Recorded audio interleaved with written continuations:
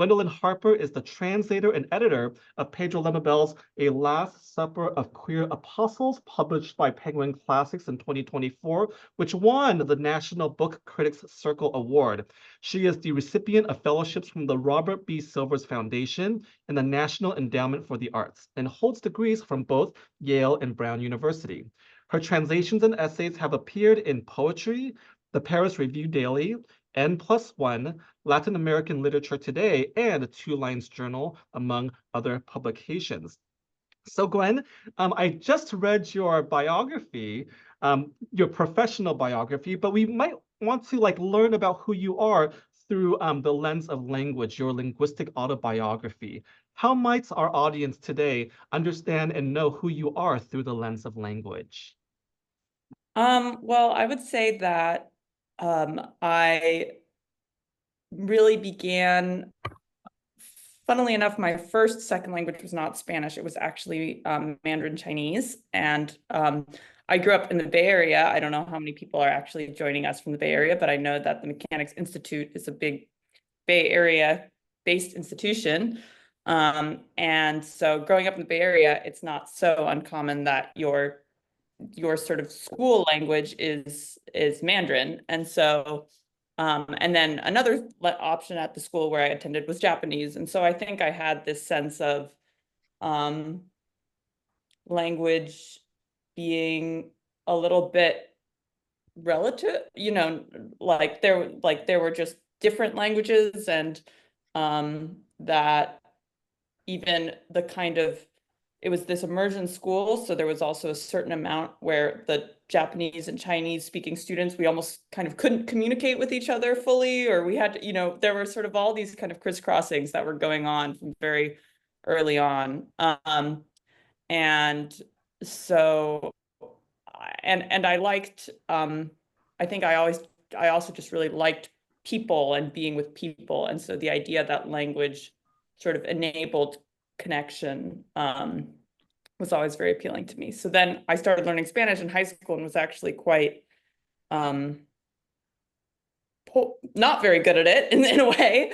And that kind of determination to figure out what Spanish was, and I think Spanish is on the surface a very quote unquote simple language, and I think that's actually a quite kind of politicized assumption, but it's really in the kind of incredible variety of Spanish and incredible variety of slang, and it's also in some ways quite a formal language. In other ways, I think that just kind of continued to unfold in interest. And I think Chile, where I ended up spending quite a bit of time in my 20s, is a really good example of a Spanish that is actually quite elaborated in an informal way. And so I ended up being really, really interested in that. And then this book was a really wonderful way of sort of demonstrating my continual interest in that aspect of language. And can you tell me about how you came to translate this collection of essays? What drew you to Pedro Lemebel's works? I would say that I had initially gone to Chile to translate another wonderful Latin American writer, Chilean writer, Lina Meruane. And Lemebel had passed away not long before I arrived in Chile. And so there was really kind of a public appreciation of his work and, evaluation of his work going on. He was quite sort of a folk hero in Chile. And so then when I started, I think one of the best ways to figure out works that are worth translating is actually to ask a wide range of people about the books that have really stuck with them, not just sort of quote unquote literary types. And I was really struck by the fact that Lemebel seemed to emerge almost no matter who I talked to. I would talk to, yeah, sure, the literati of the world, and they would say, oh, Lemebel. But I would also talk to my friend's grandma in the provinces, and she would say, oh, Lemebel, and then I would talk to, someone at 2 a.m. in this club, and they would be like, yeah, Lemebel, yeah. So so it just, I was struck by the breadth of interest, like the breadth of people who connected with him. And then also when I actually read him, I was struck by how difficult he was in a way. And so that kind of combination of almost avant-garde use of language combined with that sense of immediacy that people really connected with. I found that to be a really rare combination, and that really was important to me. Thank you for sharing that, Gwen. And I wanted to talk a little bit about the title that you chose for this collection of essays. Folks can find it actually on page 94. It's located in the story A Night of First. What was the process of finding that title? How did you come across and decide that that would be the title of this collection of essays or chronicas? I think it was the editor, the Penguin editor, John Siciliano's idea. I think the collection was initially shopped around by the agent as Wild Desire, which is, a translation of Loco Afan, which is the title essay in one of Lemebel's original collections. And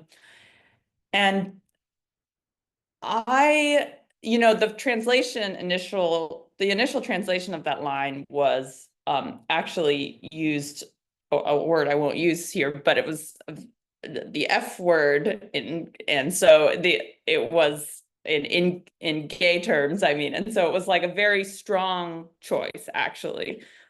And um and so there was actually really a lot of debate about whether we should use this really intense, kind of the most intense slur we could come up with in this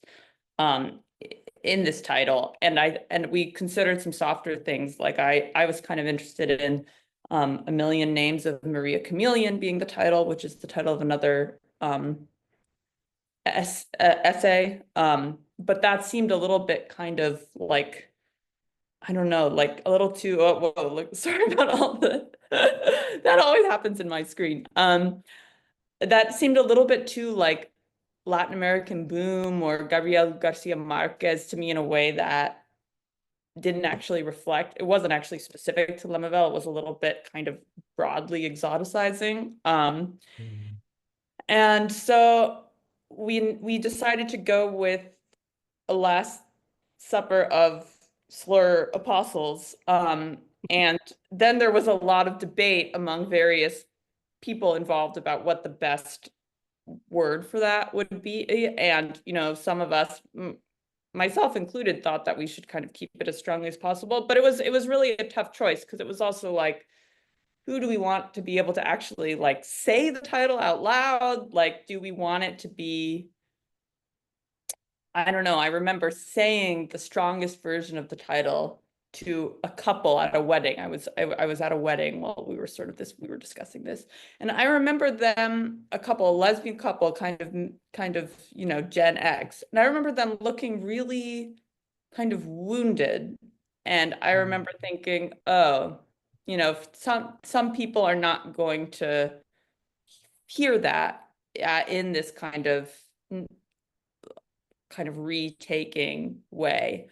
And so we ultimately opted for this softer kind of queer umbrella term. And I think it was actually a really good decision. And it was actually a really big lesson for me on kind of how just a group of people kind of come together within publishing and kind of find the best solution. And I think it's served us well, and most importantly, it serves Lemebel well and gotten people excited about the book. So I'm really happy about it. Well, thank you for sharing that. And we would also love to just hear your translation, like kind of your oral sort of delivery of your translation. So would you mind sharing with us a short reading from the collection of chronicas? Yes. And in case we want to follow along, if you can share with us the page number as well, that would be Of amazing. course. I'm gonna read Night at the Circus. And it's page 67, I think. I can towards, confirm that it's 67, yes. and yeah, it's just about two and a bit pages. So I'll just read the whole thing, if that's okay. All right. Night at the Circus. According to my dear amiga Andres Paves, who just passed away, this happened to a loca who was always cruising the streets for a bit of dirty dancing, who one September evening ignored the terrifying curfew that our octogenarian fatherland had set. Ah, those dictatorship Septembers, full of holidays and commemorations and barricades and glorious protests under repression's strained skies. But our loca never let a little political unrest get the better of her, especially on that particular day when, gathering her savings, she went out to buy a pair of those fancy brand name sneakers she'd been dreaming of, which cost as much as an eye from your face. But it was a luxury she could give herself, walking real posh from Central Station on down at the cusp of national paralysis, the hour when everything in the country froze. The perfect hour for catching a wayward macho for a rub down in some empty lot. And she walked springy in her shiny Adidas as people ran past, catching the last bus home by the seat of their pants. She strolled fresh in her winged Adidas as people hurried along, neurotically checking the time. Santiago turned tough once the streets emptied out, and the only sound after dark was the screech of police sirens making the city's heart race. In those days, certain ladybirds, hungry for ass-fuck express, liked to comb this Santiago, set on edge by curfew in search of fresh semen. And that was part of the challenge, the dangerous loitering, snagging something right before time was up. Well, the loca, in her spanking Adidas, drifted down the Alameda on the west side, unable to find anything, not a single soul she could squint at in the night's hairy silence. But a ways off, near General Velasquez, she could see strings of shining lights announcing that the big circus had come to town, as they always do during the holidays, pitching their tents on the empty land by that central street corner. And so the loca steered herself that way, pulled by the glowing signs, and arriving, found only more endless solitude with just 5 minutes to go before curfew. Got a cigarette? She was startled by the gruff voice of the circus hand who guarded the tents. Oof, finally something, sighed the loca in relief. And then, by the light of the match, she caught a lusty glint in the macho man's eyes, and without any chit-chat, he lifted the door on the canvas tent where he slept on a field cot. His foldable bed was the only thing there, and why bother with more, thought the loca, untying her gorgeous Adidas, which she placed delicately on the floor. Then she surrendered to the orangutan clamor of this man, who ate her alive, skewering her again and again with his circus tent pole. Such frenzied sexual contortions wore the mighty man out, who, having gotten it out of his system, immediately began to snore. That's it, the loca said to herself, silently getting off the cot to look for her spanking Adidas in the dark. And she looked, groping under the bed, but couldn't find even a trace of her footwear. Then she realized the tent was a bit short and didn't reach the ground, and that if someone had seen the shoes from outside, they'd only have to stretch out a hand while she was busy with sodomite combustion. It certainly was a tragedy to have lost her flawless Adidas, but it was even worse to have to leave after curfew in the wee hours of the morning with bare paws. Snooping around under the bed, she thought, there's got to be something around here, something I could wear, even just old flip-flops. And then she felt something like her sneakers, but so big. And pulling them out, she found herself with a pair of enormous clown shoes. Well, what can you do? She said, strapping the pointy boats on her queenly little paws. Being very careful, she went outside, shuffling along until she reached the circus entrance, where she hid behind a sign for a while after hearing a patrol car's motor. When the silence returned, she dashed across the Alameda, conking like a stampede of circus animals. She stopped behind a tree on the other side of the street, waiting until the echoes of her sprint had faded away. And so the loca went, clowning into the night, from tree to tree, running and stamping, hiding and trembling, as she crossed the besieged city with her heart in her hands and her dirty little bum leaking onto the dictatorship's gloomy streets. Thank you so much for that reading, Gwen. I just wanted to remind folks that if you have any questions that are emerging, do add it to our chat box, and we'll try to get to that as our Q&A begins. Gwen, there's a word that emerges for me in what you just read. In the first paragraph, the word loca appears, and in the last paragraph, the word loca appears as well.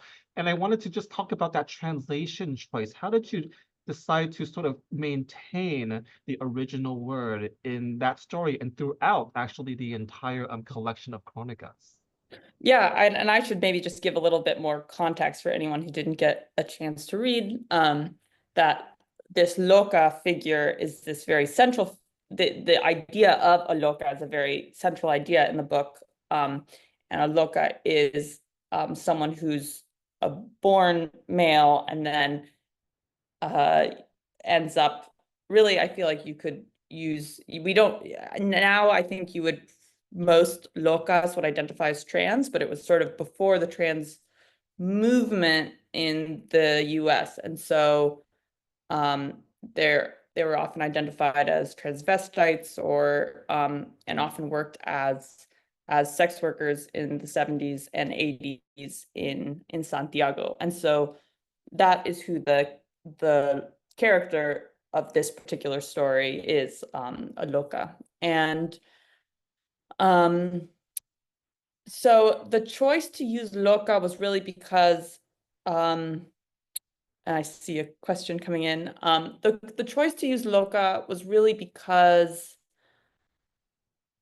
I didn't think that trans was quite the right word, in part because it's just a different history, and Lemebel himself really wanted to push back against sort of US based terminology for sort of sexual and gender difference. And so it felt important and also because there was both the cultural aspect and the historical aspect. Like, I think Lemebel also figured that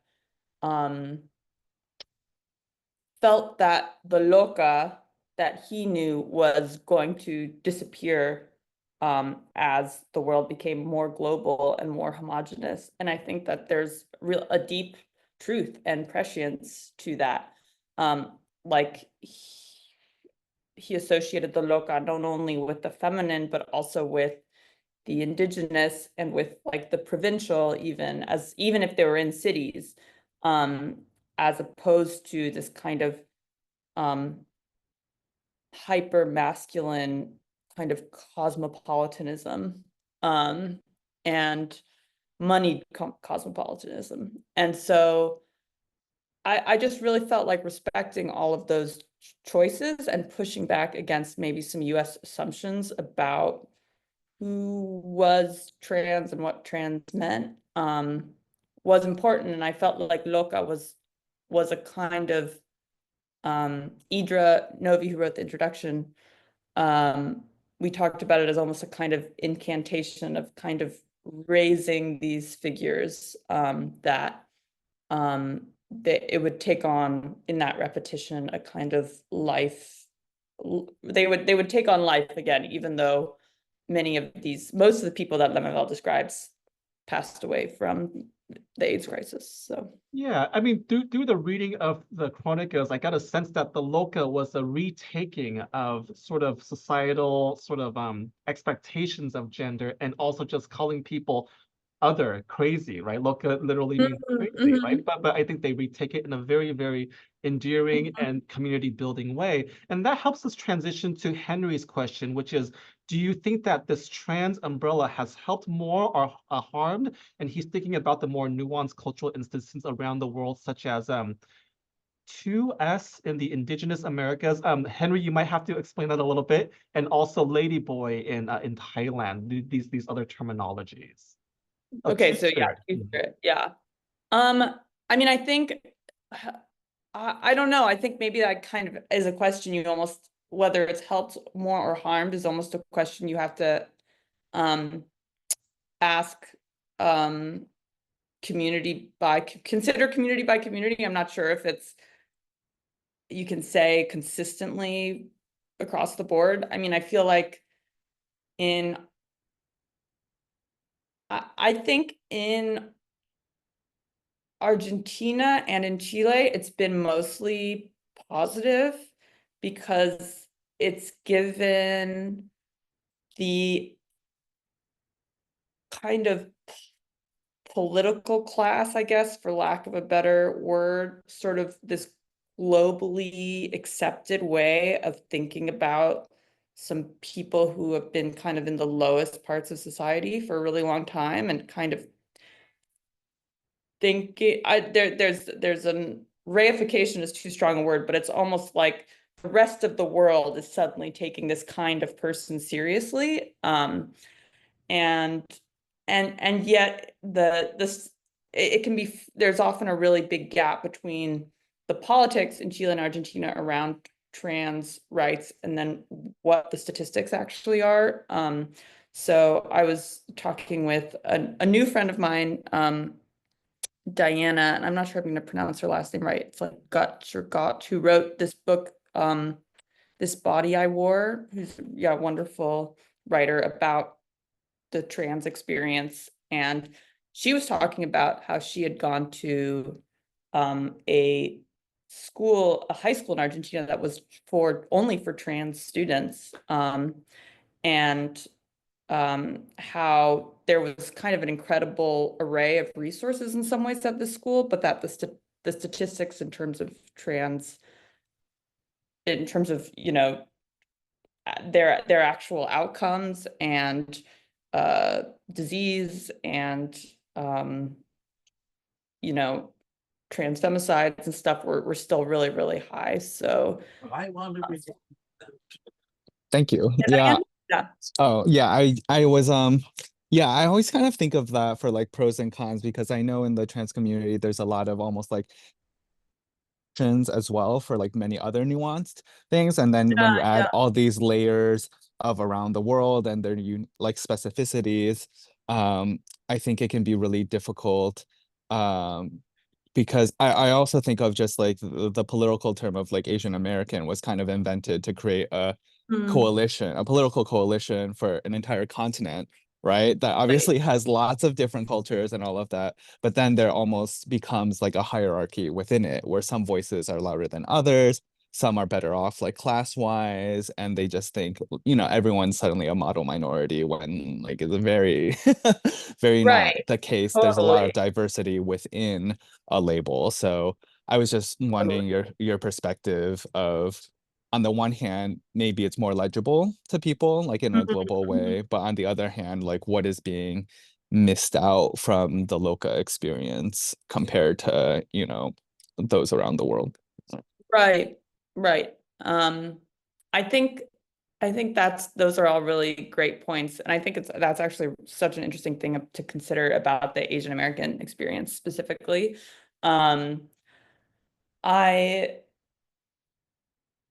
It's funny, I don't think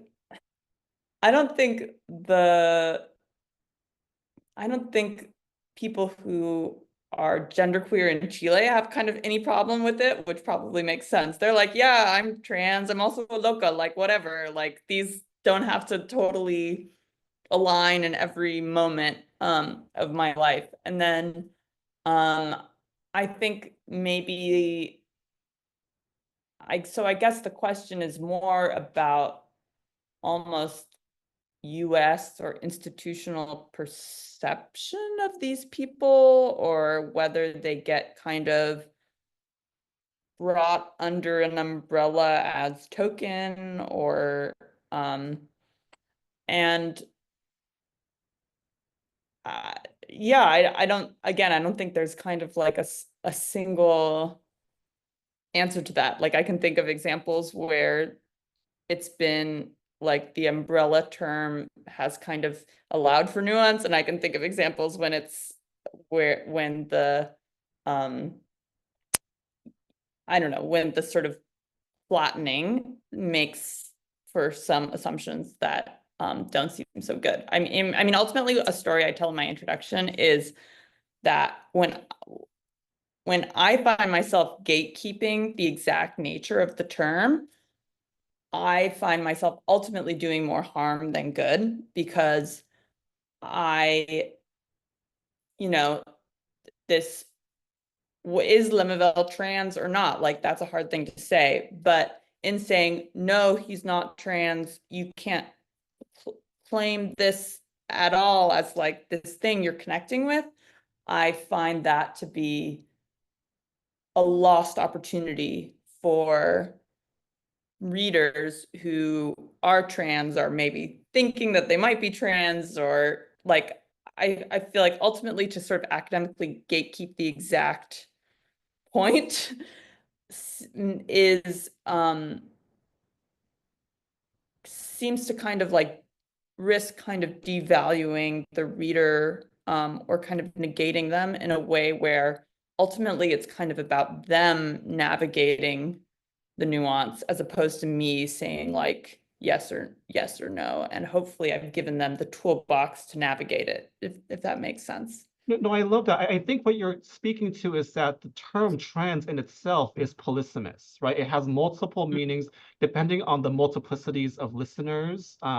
So for some people, trans still is in the binary buckets from male to female, but for some people, it's about transformation, about going beyond the binary as well.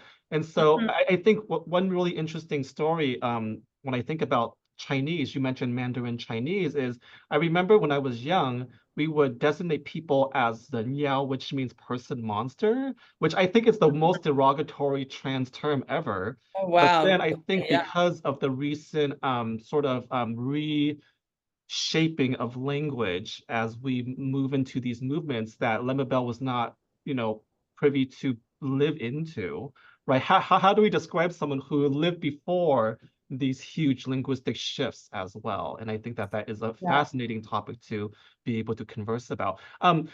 We are at noon, so I just want to give Gwen a chance to just share with us any interesting upcoming works that she might be working on before we transition into our informal discussion. Okay, well, there's one other thing I'd like to say, which is just that the first person to publish anything that I translated of Lemebel, George, is here. And so just a shout out to George Henson in the audience. Hello. And my gratitude remains to him, because he really kind of opened the door for this whole project in ways that I could not have foreseen. So thank you.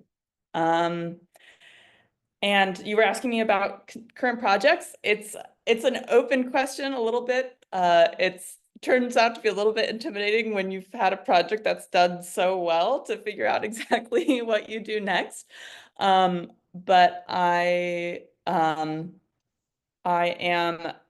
do have a novel project that I was about halfway through when I put Lemebel, when I put it down to focus on the Lemebel translation. So I'm hoping to go back to that. And then there are a couple of translation projects that I'm in an exploratory stage with. I won't say anything while there aren't rights and stuff lined up, but some translation is in the works too.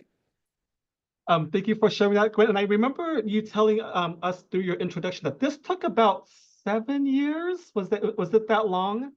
Yeah, I mean, that I was also working on fiction and a novel during that time. So I would say maybe 3.5 of those years or something, or 4 were sort of the actual translating. But in terms of, translators really spend a lot of time, like, that there were multiple iterations in terms of who was really kind of in a decision-making position with the estate, and who, and emailing editors and publishers, and getting the agent on board, and getting grants. And so all of that actually takes tons of time too.